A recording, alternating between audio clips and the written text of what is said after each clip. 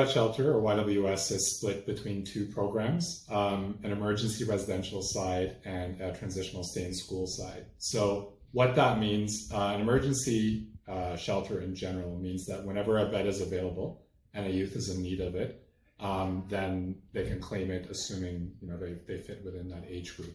Whereas a transitional shelter requires a referral, often requires an interview process, and means that a youth might have to meet certain criteria both prior to admitting themselves into the program, as well as to maintain their bed in the program. The emergency shelter side of YWS has 33 beds, whereas the transitional stay-in-school side has 20 beds.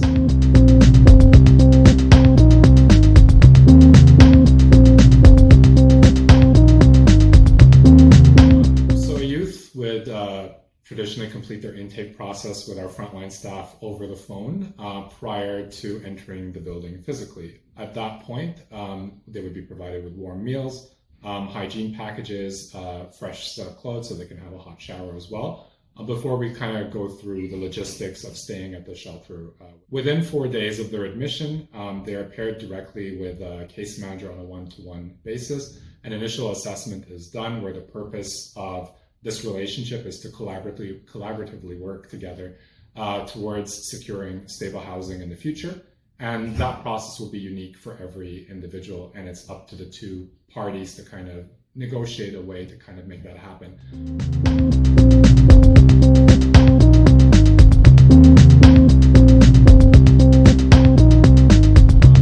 Unfortunately falls in some hard times and they're in need of a shelter space.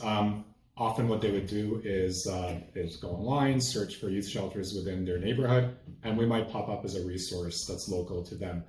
In such a case, a youth would reach out to us directly, or someone representing them would reach out to us directly.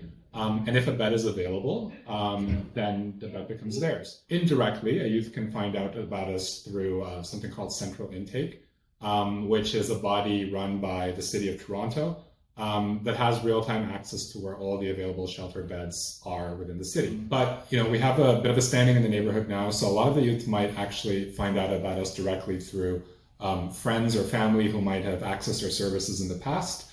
They might be referred here through school social workers, other faculty members, someone from the local hospital, who might be aware of our services through previous contact or through community partnerships that we've built over the years.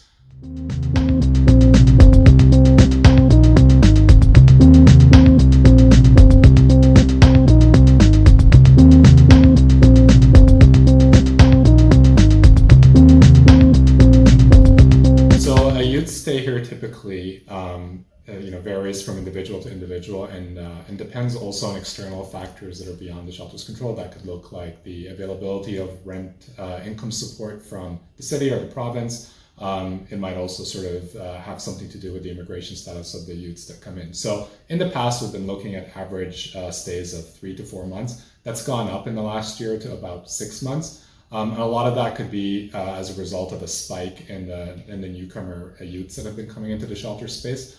In 2023, about 67% of the youths that we served were newcomers to Canada. So by the time we work through the immigration processes, as our support needs have increased in terms of providing legal support and training and access to those resources, and that has generally increased the length of stay here to around that 6-month point.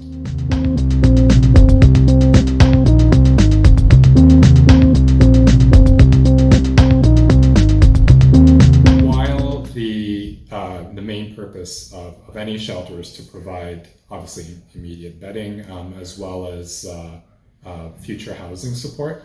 There are needs that every human being needs, let alone young human beings, which might look like recreation that we provide through the form of activities, access to the gym, sports, nutrition, where we have, thanks to the generous donations of so many donors, 3 warm meals a day for every youth here.